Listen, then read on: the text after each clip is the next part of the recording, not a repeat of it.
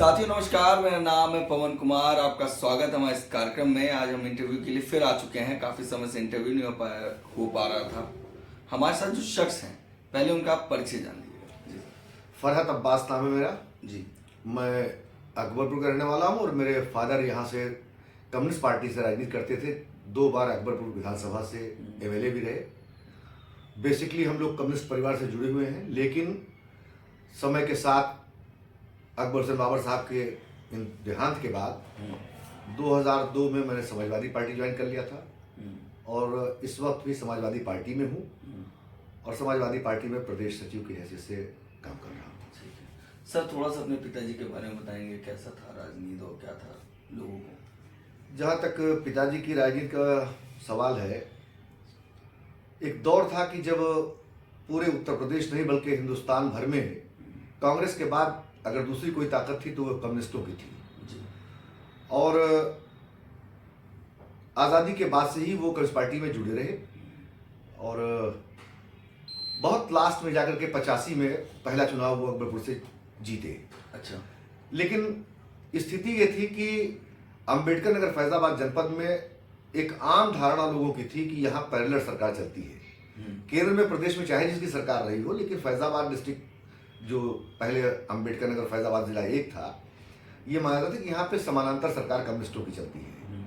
चाहे बिस्सेर यादव जी रहे हो, राजबली जी रहे हो, अकबर हुसैन बाबर साहब रहे हो, ये एक मजबूत शख्सियतें सर्वहारा समाज के लिए निरंतर संघर्षरत रहीं और एक बहुत बड़े बड़े आंदोलन उन्होंने खड़े किए। और उस वक्त नारा लगता था, हम लोग बचपन, हमारा बचपन था कि धन और धरती भटके रहेगी, पूंजीवाद का नाश हो, जो धरती को जोते बोवे वो धरती का मालिक होवे।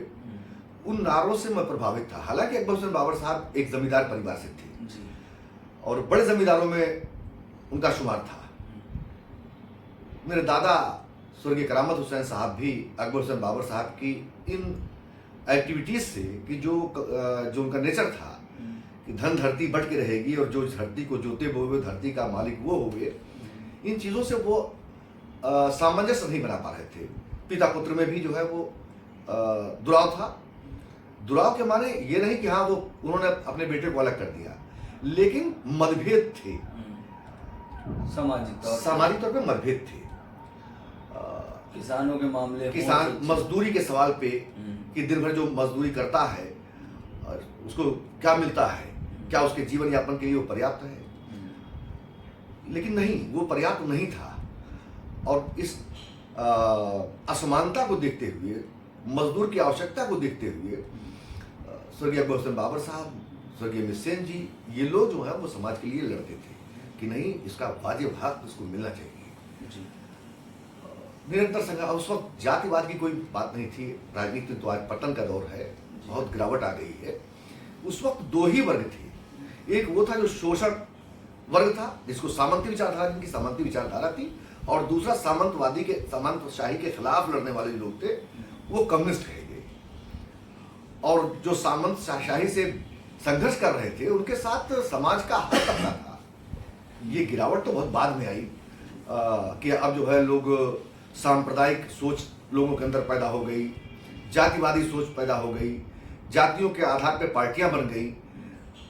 ये चीज़ मैं समझता हूँ कि हिंदुस्तान की राजनीति में सबसे घातक रही है। अच्छा सर, इतना कुछ हुआ, एक दौर दौड़ा, आज एक दौर है, अंबेडकर नगर बना, अंबेडकर नगर डेवलप हुआ, इसको कैसे देखते हैं? पहले का अंबेडकर नगर जब नाम बदला गया, उसके बाद जो डेवलपमेंट है, इसको कैसे? डेवलपमेंट हुआ, इसमें कोई संदेह नहीं है। खासतौर से मायावती जी के पीरियड में इस जनपद का चौमुखी विकास हुआ है, इसमें ये संदेह इस पे नहीं है। चाहे वो मेडिकल कॉलेज रहा हो, जिला रहा हो, पॉलिटेक्निक रहा हो, इंजीनियरिंग कॉलेज रहा हो, बहुत सारी चीज़ें जो है इस जनपद को, और जनपद के सृजन के साथ साथ वो सारी चीज़ें जो जनता को चाहिए थी वो मायावती जी के कार्यकाल में यहाँ हुआ, इस पर कोई संदेह नहीं है। लेकिन जो राजनीतिक पतन है वो भी तो आ गया साथ साथ। आज इंसान एक दूसरे को शक की निगाह से देखते हैं, सांप्रदायिक सोच पैदा हो गई लोगों के अंदर, जातिवादी सोच पैदा हो गई। इसके लिए मौजूदा सियासी पार्टियां भी जिम्मेदार हैं। अगर जनपद को दिया है इंजीनियरिंग कॉलेज, तो साथ साथ ये भी आप देखिए कि पूरे प्रदेश को जो है सांप्रदायिकता और जातिवादी राजनीति में झोंक भी दिया है इन लोगों ने, जो दुर्भाग्य है इस देश का। आज तमाम राजनीतिक दल हैं जो जाति के अकॉर्डिंग पद दे रहे हैं पार्टी में।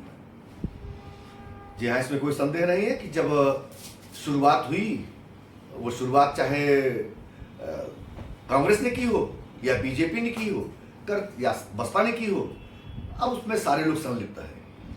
और कहीं ना कहीं अब हर बिरादरी का नेता है, ये मौर्य बिरादरी के नेता हैं, ये मुस्लिम समाज के नेता हैं, ये कोयरी समाज के नेता हैं, ये यादव समाज के नेता हैं, ये कुर्मी समाज के नेता हैं।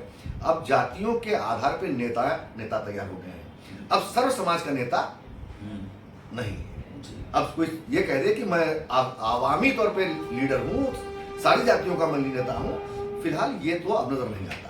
जिस तरह से आपके पिताजी चाहते थे कि जो दबा कुचला समाज है उसको आगे उठा पाए, तो बसपा ने इसको बखूबी निभाया। नहीं, बिल्कुल नहीं निभाया। तमाम जातियों को आगे बढ़ाया, तमाम लोगों को नौकरियां दी। बसपा ने तमाम जातियों को नहीं। संकट क्या है कि जब बहुजन समाज पार्टी का दौर आया तो मनोबल जो है वो इस दलित समाज का मनोबल उन्होंने बढ़ाया। जो देखिए, किसी को दबा करके उठना बेहतर नहीं है, सबको साथ लेके उठना बेहतर है। एक समाज को, एक जाति को उन्होंने उठाया तो बहुत सारी जातियों को दबाने का भी काम किया। इसमें कोई दो राय नहीं है कि सबसे अच्छी कानून व्यवस्था मायावती जी के पीरियड में रही है। देखिए, जो सच है उसको कहने से कोई गुरेज नहीं। सबसे बेहतर प्रशासन मायावती का उत्तर प्रदेश के अंदर रहा, इसमें कोई संदेह नहीं है। लॉ एंड ऑर्डर की स्थिति सबसे ज्यादा मजबूत रही है। और स्थिति ये रही है कि आज जो भारतीय जनता पार्टी पूरे देश के अंदर हुकूमत कर रही है, सांप्रदायिक ताकतों को बढ़ने से रोकने का काम तो मायावती जी ने किया था, इसमें कोई संदेह नहीं है। तो बाबर साहब के समय से आज के समय में कितना अंतर आ गया? जमीन आसमान का अंतर है। सोच में जमीन आसमान का अंतर है। कम्युनिस्टों की जो विचारधारा थी वो जाति आधारित नहीं थी, वर्ग आधारित थी। ये दबा कुचला समाज है, ये दलित कमजोर वर्ग है, वर्ग कमजोर है, जाति कमजोर नहीं। ब्राह्मण भी कमजोर है, कहीं कहीं ठाकुर भी कमजोर है, कहीं मुस्लिम कमजोर है और कहीं दलित कमजोर है। और जब जातिवादी ताकतों का दौर आया तो वादे तो बड़े लंबे लंबे किए गए। मुस्लिम समाज की स्थिति दलित समाज से बदतर है। मंडल आयोग की सिफारिशें लागू हों, रंगनाथ मिश्रा आयोग की सिफारिशें लागू हों, लेकिन जब हुकूमत में लोग पहुंचे तो उन्होंने कोई सुध नहीं ली। सत्ता में आने के बाद लोगों ने उसकी सुध नहीं ली। अब नारे सिर्फ रह गए हैं। जिस तरीके से आप ये बात को कह रहे हैं मुस्लिम समाज की, मैं एक सवाल लूंगा आपसे। कांग्रेस एक राष्ट्रीय पार्टी है, वो कहती है कि हम मुस्लिम समाज के साथ हैं और एक बड़ा तबका उनके साथ है, सपोर्ट में रहता है। मगर मुस्लिम समाज की जब वोट जनाधार के हिसाब से देखा जाए और जब पार्टी में वर्किंग की तरह देखा जाए, मतलब कि आप पार्टी में जैसे वर्कर देना चाहिए, तमाम प्रत्याशी होने चाहिए, वहां पर वो बैकफुट पे भाग गए, इसको कैसे देखते हैं? आप अगर इस लोकसभा के चुनाव के परिप्रेक्ष्य में ये बात कह रहे हैं तो आज तो बहुत सारी पार्टियों ने जो मुसलमानों के दम पर हिंदुस्तान के अंदर या प्रदेश के अंदर राजनीति करती हैं, उन्होंने भी मुसलमान को हाशिए पर रख दिया है जी। और बहुत सारी मुस्लिम बाहुल्य सीटें हैं जहां पे 52% 54% तक मुस्लिम आबादी है। उन सीटों पे भी लोगों ने प्रत्याशी देने से गुरेज किया है जी। और मैं ये कहता हूं कि जैसे लोग कहते हैं कि भारतीय जनता पार्टी को रोकने की जिम्मेदारी मुसलमानों की है, मुसलमानों की जिम्मेदारी नहीं है। ये मुसलमानों की जिम्मेदारी नहीं है, हर उस व्यक्ति की जिम्मेदारी है कि जो उससे पीड़ित है। आज रिजर्वेशन का सवाल है कि आरक्षण समाप्त हो जाएगा, देश संविधान खत्म हो जाएगा, तो अगर रिजर्वेशन समाप्त होगा तो मुसलमान तो इस रिजर्वेशन का लाभ कभी उसने लिया ही नहीं है, उसको कम मिला उसका लाभ। सरकार चाहे जिसकी रही हो, लेकिन मुसलमान उस रिजर्वेशन के लाभ से हमेशा वंचित रहा है। चाहे वो कांग्रेस सरकार रही हो, समाजवादी की सरकार रही हो, बहुजन समाज की सरकार रही हो, जिसकी भी सरकार रही हो, लेकिन कभी मुसलमानों के आर्थिक स्थिति को देखते हुए उनको आगे बढ़ाने का काम नहीं किया लोगों ने। अगर रिजर्वेशन समाप्त होगा तो उससे मेरे सिर पे अकेले कोई फर्क नहीं पड़ने जा रहा है। उससे केवट है, कहार है, लोहार है, कुर्मी है, यादव है, मौर्य है, इन सबका नुकसान हो रहा है। तो अगर सबका हो रहा नुकसान तो सबकी जिम्मेदारी, सामूहिक जिम्मेदारी बनती है कि भारतीय जनता पार्टी को रोका जाए। मुसलमान को सिर्फ कुर्बानी का बकरा क्यों बनाया जा रहा है? मुसलमान कुर्बानी का बकरा बना करके पनाह में सिर्फ लाने का लोग काम करते हैं, बाकी मुसलमानों के हमदर्दी में कोई काम लोगों ने नहीं किया है। हाँ, ये अलग बात है कि जब मुस्लिम समाज का कोई नेता आगे बढ़ने की कोशिश करता है तो लोग उसे बीजेपी की बी टीम का एक मुहर बनवा के रखे लगा देते हैं कि ये बी टीम का है। नहीं, तो यही मेरा सवाल था कि जैसे पश्चिमी में मुस्लिम प्रत्याशी जीत सकते हैं, जैसे आपने एक बात कही, एक अच्छा जनाधार है वहाँ पर, तो वहाँ पर सपा हो चाहे कांग्रेस हो, तमाम पार्टियां मुस्लिम समाज को ना ही मौका देकर वहाँ पर दूसरा प्रत्याशी। हाँ, अब उसके पीछे दलील ये देते हैं कि अगर मुसलमान लड़ाया जाएगा तो ध्रुवीकरण हो जाएगा।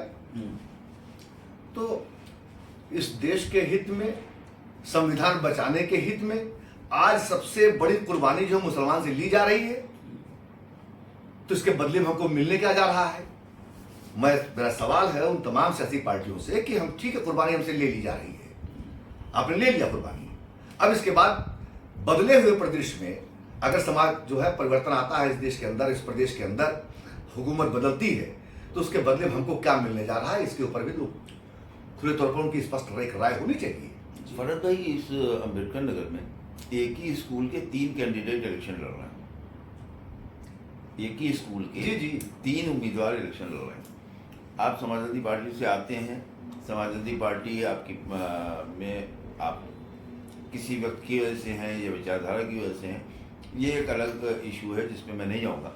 इन तीनों एक स्कूल के छात्र इस चुनाव मैदान में हैं, तो आपको कैसा लगता है कि क्या क्या है यहाँ पे माहौल, और किस तरह से एक ही स्कूल के 3 छात्र और तीनों जो है अलग अलग उसमें समझ लिए जा रहे हैं, आप कैसे देखते हैं अम्बेडकर नगर के चुनाव को? मैं देख रहा हूँ कि ये तो आप खुल करके आपने वो बात नहीं कही, मैं उसको खुल के कह दूँ कि ये तीनों जो है बसपा की नर्सरी से निकले हुए लोग हैं। इसमें कोई दो राय नहीं कि एक पढ़ा लिखा चेहरा, मजबूत चेहरे के तौर पर बीजेपी प्रत्याशी रितेश पांडे जी भी हैं, और लालजी वर्मा भी, इनका एक लंबा अनुभव है राजनीति का, और बड़े उच्च पदों पर रह करके उन्होंने बहुजन समाज पार्टी में भी और जनता दल लोकदल के पीरियड में से भी एक समाजवादी पार्टी के प्रत्याशी के तौर पर इस चुनाव मैदान में लड़ रहे हैं।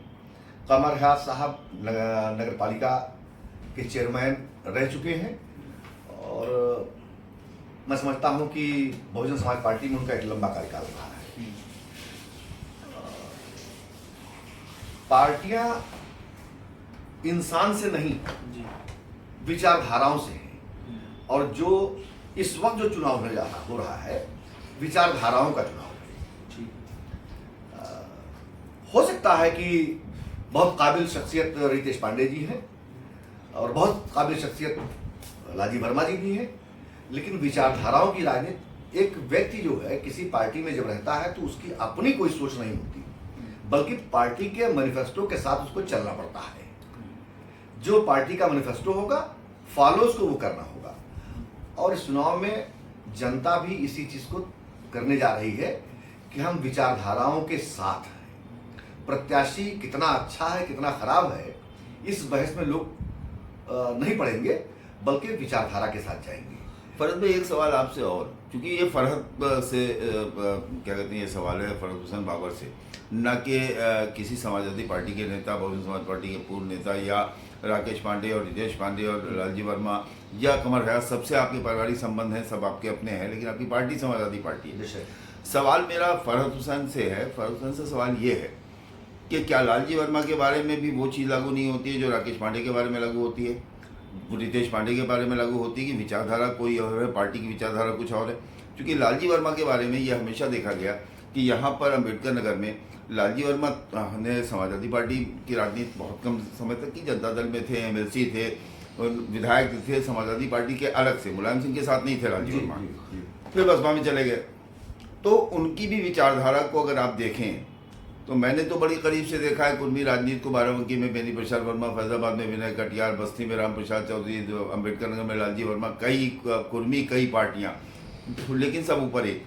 तो आज की तारीख में ये जो चुनाव हो रहा है, इसमें विचारधारा की स्थिति जो है, विचारधारा के स्तर पे आप कैंडिडेट के रूप में किसे सबसे बेहतर पाते हैं?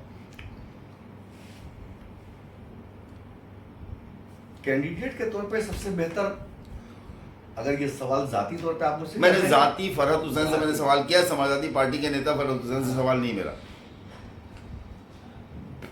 देखिए कासिम भाई, मैं बहुत बेबाक और बड़े स्पष्ट रूप से उसी कहता हूं। फैमिली से आते हैं, आपकी इसी बेबाकी का सवाल है ये।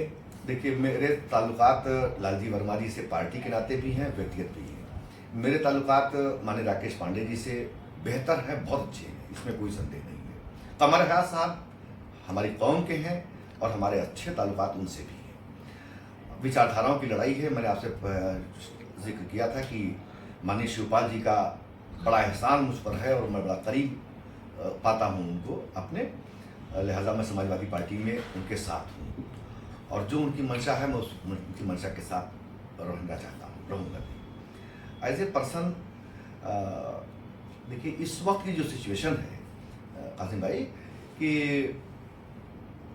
अजीब दौर है। जब आपको दिल चाहता है आप गाली देने के लिए, मुसलमान को गाली देने के लिए भारतीय जनता पार्टी चले जाते हैं, और जब भारतीय जनता पार्टी में अपने आप को कमजोर पाते हैं तो सेकुलर रहते हैं। जब आप उसको कमजोर पाते हैं तो आप सेकुलर रहते हैं।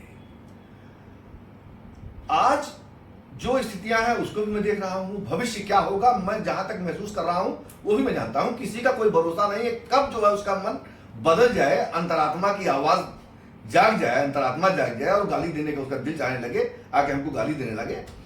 तो एज ए पर्सन एक डायनेमिक चेहरा रितेश पांडे का है, इसमें कोई शक नहीं। मैं खुद भी प्रभावित हूँ, युवा हैं, पढ़े लिखे हैं, वो भारतीय अंदाज जनता है। पार्टी से और लड़ एक रहे हैं चीज, एक चुनाव। सवाल और करूंगा। अम्बेडकर नगर के कुछ चुनाव मैंने बड़े करीब से देखे हैं। जब जलालपुर से शेर बहादुर सिंह भारतीय पहले कांग्रेस में थे, फिर उसके बाद समाजवादी पार्टी में गए, बसपा में रहे, भारतीय जनता पार्टी से भी लड़े, तो वो अपने साथ एक अच्छा खासा मुस्लिम लेके चले जाते थे। मुस्लिम वोट भारतीय जनता पार्टी के कमल के निशान पे उन्हें मिल जाता था। मुझे शायद वो भी इलेक्शन याद है जब कमर हयात कुछ 100 वोटों से हार गए थे इलेक्शन, बहुजन समाज पार्टी से लड़े थे और शेर बहादुर सिंह चुनाव जीत गए थे। तो क्या ये ऐसा होता है कि व्यक्तिगत पर्सनालिटी जो है वो मुस्लिम वोटों पर भी काउंट करती है? बेशक बेशक। शेर बहादुर सिंह के साथ बीजेपी के, जब वो बीजेपी से लड़े 2096 में, जी 96 में लड़े थे, और फादर हमारे स्वर्गीय अकबर हुसैन बाबर साहब भी कांग्रेस पार्टी से लड़े थे उस वही इलेक्शन जलालपुर से। कमर हयात साहब नहीं, कमर हयात उसके बाद लड़े, उसमें 2002 में उसमें लड़े। सही लड़े। जी। तो शेर बहादुर सिंह को मुसलमानों का एक अच्छा खासा वोट जो है शेर बहादुर सिंह के साथ गया था कमल निशान पर। और उसके बाद अभी जलालपुर में वो मीसम, जो बीजेपी की राजनीति करता है, मीसम लड़ा था चेयरमैन के चुनाव, तो मुस्लिम मोहल्लों में अच्छा खासा वोट मीसम को मिल लिया था। और मैंने आपसे पहले ही कहा कि इस चीज़ में हमको नहीं आना चाहिए, इस बहस में, कि किस पार्टी से कौन है। शख्सियत देख करके वोटिंग करनी। मैंने वही कहा कि शख्सियत का असर इलेक्शन में पड़ता है। ये मेरा अपना तजुर्बा, 40 साल से मैं राजनीति को देख रहा हूँ, पत्रकारिता के जीवन से मेरा जो शख्सियत जुड़ाव है, तो के नाम उसमें पर वोट शख्सियत मिलता है। जैसे अकबर हुसैन बाबर साहब। अकबर हुसैन बाबर साहब को पूरी शख्सियत पे ही वोट मिलता जी, था, मैं यही कह रहा था। शख्सियत पे ही मिलता था। और अकबर हुसैन बाबर को मुसलमान के नाते मुसलमान का वोट नहीं मिलता था, और मैं समझता हूँ कि ये वो गलत जमाने नहीं में होगा। उनको मुस्लिम वोट कम मिलता था। बहुत और कम पहला मिलता था। और पहला इलेक्शन जो वो जीते हैं जी। वो इलेक्शन है जब कांग्रेस की आधी चल रही थी। बिल्कुल वो 85 का वो इलेक्शन सर जो है, शायद 67 से जी लड़ना शुरू किया या 69 से उन्होंने 69 से उन्होंने लड़ना शुरू किया। उनका खाता खुला 1985 में, जी। जब कांग्रेस की लहर थी, इंदिरा गांधी की मौत हुई थी और राजीव गांधी ने राजनीति में कदम रखा था। 85 में 83 लोकसभा की सीटें जीत ली थी और उस चुनाव में अकबर हुसैन बाबर जीते थे। तो वो वोट मुसलमानों का तो बाबर के साथ नहीं था, जहां तक मुझे याद है, जी, जी। क्योंकि मैं थोड़ा सा बालिग हो चुका था ठीक ठाक, तब मैं वीर अर्जुन अखबार में आ चुका था। तो मैं यही सवाल मेरा था कि इस इलेक्शन में अम्बेडकर नगर की जो स्थिति है, पार्टियों में बटा हुआ है या कैंडिडेटों में बटा हुआ है या खेमाबंदी में बटे, क्या देखते हैं आप इस इलेक्शन को एक इंडिपेंडेंट पॉलिटिकल एनालिसिस होने की हैसियत से? देखिए, वक्त के साथ जो है बहुत सारी तब्दीली तो नजर आ रही है। जो कल तक भाजपाई थे आज वो सपाई नजर आ रहे हैं। कल तक जो खुल्लम खुल्ला मुसलमानों के बारे में अपशब्द कहते थे और जो लोग अखिलेश को गाली देते थे, समाजवादी को गाली देते थे, आज वो समाजवादी के साथ खड़े हैं। और जो लोग भारतीय जनता पार्टी को कहते थे बुरा, उसमें से बहुत सारे लोग जो है भारतीय जनता पार्टी के साथ खड़े हैं। तो तब्दीली तो यही है, और वो चीज़ बिल्कुल वही है कि जातिवादी दौर है, जातियों के नाम पर लोग जो है अपने अपने बिरादरी के साथ खड़े हो गए हैं। चाहे वो कल तक भाजपा रहे हों तो आज वो समाजवादी नजर आएंगे, जो भाजपाई थे वो आज जो सपाई थे। एक सवाल और, आपके जिले, आपके शहर, आपके अपने करीबी नॉन पॉलिटिकल आदमी और 2019 में एमपी हो गए राम शिरोमणि वर्मा, ये यहाँ के एक कारोबारी हैं, और उनको बसपा ने टिकट दिया नहीं, समाजवादी पार्टी में चले गए, सपा ने उनका टिकट दे दिया, उनका नॉमिनेशन हो गया। कल खबर आई कि राम शिरोमणि वर्मा के साथ टिकट में अदला बदली हो गई और वहां पर धीरू सिंह को टिकट दे दिया गया। उसका असर यहाँ पर क्या देखने को मिलेगा अम्बेडकर नगर में? कुछ भी नहीं, क्योंकि उनके भाई चेयरमैन का इलेक्शन लड़े थे और उनकी तीसरी पोजीशन शायद थी। कुछ भी कोई फर्क नहीं पड़ेगा उनके टिकट वहाँ से कटने और ना कटने से। अम्बेडकर नगर की सियासत पे कोई फर्क नहीं पड़ता। पार्टी अगर उनको लड़ाती है समाजवादी पार्टी श्रावस्ती से तो अच्छी बात है, अगर नहीं लड़ाती तो भी अम्बेडकर नगर के चुनाव पे कोई फर्क नहीं पड़ने जा रहा। आखिरी सवाल फरहत भाई से कि फरहत भाई की राजनीति में अकबर हुसैन बाबर के असरात पूरे पाए जाते हैं, फरहत भाई को इलेक्शन क्यों नहीं लड़े? देखिए, ये अकबर हुसैन बाबर साहब वाला दौर नहीं है। आज मैंने पहले ही कहा कि बहुत सारी चीजें बदल गई हैं।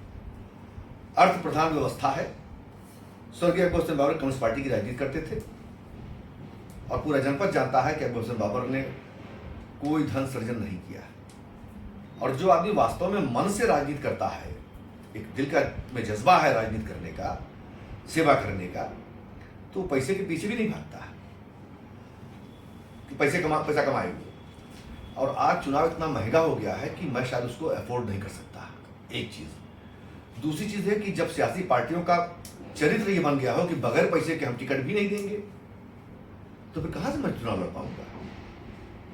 लेकिन ये जो जबान है, हक बोलेगी, हक कहेगी, इतना जरूर मेरा वादा है आपसे, आपके चैनल से, कि हक बोलता रहूंगा। इसीलिए मैं आपका इंटरव्यू कर रहा हूँ, फायदा हो उससे कोई मतलब। इसीलिए मैं आपका इंटरव्यू कर रहा हूँ फरहत भाई। एक सवाल और, बहुत चुभता हुआ सवाल है। इसी जिले में दो लोग हुए, एक अकबर हुसैन बाबर, एक चौधरी सिप्ते मोहम्मद नकवी।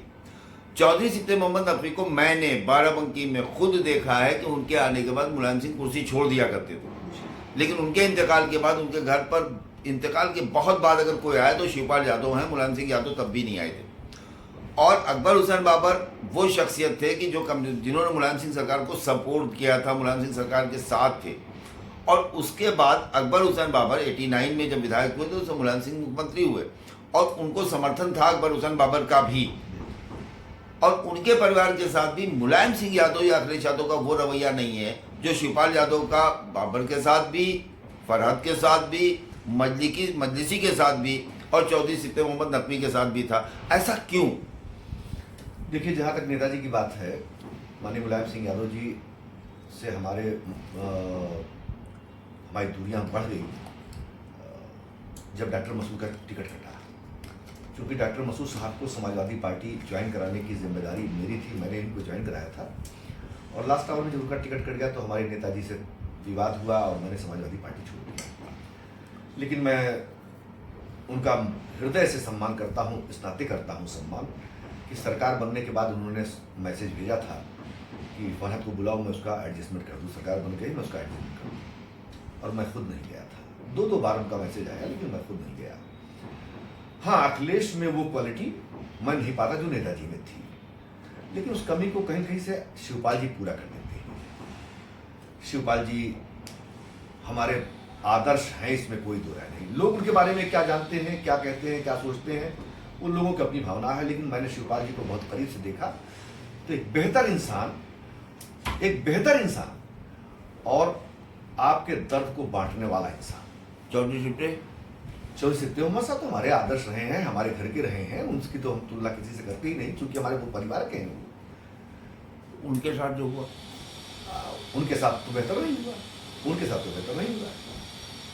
और मैं समझता हूं कि नेताजी ने भी उनके साथ तो इंसाफ नहीं किया। मैंने वही सवाल किया, इस नाते इंसाफ नहीं किया था कि कहा चौधरी सिप्ते मोहम्मद साहब, और उनको जो है उस जैसी शख्सियत को आयोग से, अल्पसंख्यक आयोग से हटा करके किसी दूसरे को सुपुर्द कर देना, ये बहुत अच्छा नहीं कदम था।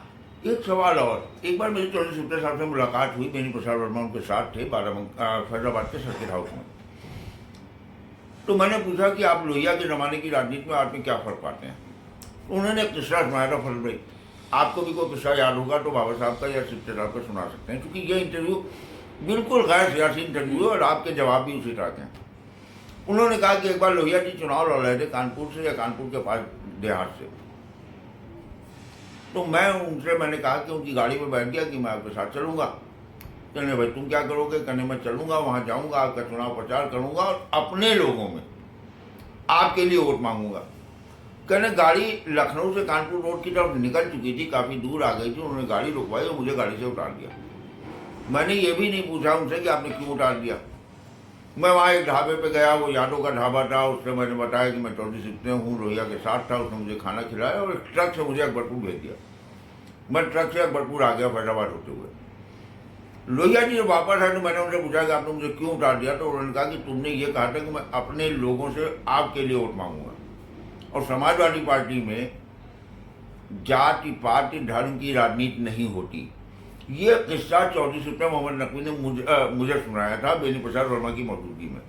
आपको कोई इस तरह के किस्से याद हो उस जमाने का तो बयान कीजिए। देखिए उस जमाने का कोई किस्सा नहीं, लेकिन बिल्कुल मैं इससे बरक्स पाता हूँ। आज की समाजवादी पार्टी को मैं इससे बिल्कुल उल्टा पाता हूँ। मैं चुनाव लड़ना चाहता था अकबरपुर से और मैंने समाजवादी पार्टी में आवेदन कर रखा था। इंटरव्यू में मुझे बुलाया गया था और मुझसे पूछा गया कि अकबरपुर से चुनाव लड़ना चाहते हो। मैंने कहा जी हाँ अकबरपुर से लड़ना चाहता हूँ।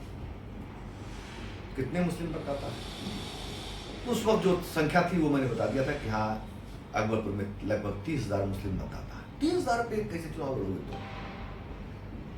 तो मुझे वो जवाब जो है बड़ा अटपटा सा लगा था कि 30,000 पे आपने माइनॉरिटी की संख्या पूछी कितनी है, मैंने 30,000। आपने मुझसे ये सवाल तो नहीं किया कि आप किस समाज के लिए काम करते हैं। आप काम करूंगा सर्व समाज का, वोट मांगूंगा सिर्फ मुस्लिम समाज से क्यों मांगूंगा, सवाल उठता। और फिर मैंने पलट उनका जो जवाब दिया था वो ये था कि जिस अकबरपुर की बात आप कर रहे हैं कि जहां पे 30,000 माइनॉरिटी, मैंने कहा कि 30,000 माइनॉरिटी के वोट हैं और आपका ये कहना है कि कैसे जीतोगे, तो मैं साफ ये कहना चाहता हूं कि मैं हर समाज के लिए काम करता हूं और उसकी मिसाल मैं आपको दे दूं। टांडा जहां लगभग उस जमाने में 1 लाख मुस्लिम मतदाता हुआ करते थे, बार बार चुनाव हार जाते थे मुस्लिम कैंडिडेट वहां, और अकबरपुर में जहां 30,000 था और जब मरहूम अकबर हुसैन बाबर साहब लड़ रहे थे तो उस वक्त 20-22,000 मुस्लिम वोटर था। और 22,000 कहना चाहते हैं अकबर साहब 22,000 पे जीते थे और लालजी वर्मा वहां से मुस्लिम विधानसभा से जीते थे। 22,000 वोट जहां पे मुस्लिम समाज का भाव हो, वहां 22,000 वोटों के अंतर से चुनाव जीतने वाले अकबर हुसैन बाबर थे। तो जब हम काम करेंगे सर्व समाज का तो वोट भी हमको सर्व समाज का मिलेगा ना। और अगर हम समाजवादी पार्टी में हैं और हम अपने आप को सेकुलर कहते हैं या हम बहुजन समाज पार्टी में अपने आप को सेकुलर कहते हैं, तो जाहिर सी बात है फिर जाति की कोई कॉन्सेप्ट नहीं आता। काम करेंगे सर्व समाज से तो सर्व समाज के चाहिए हमको।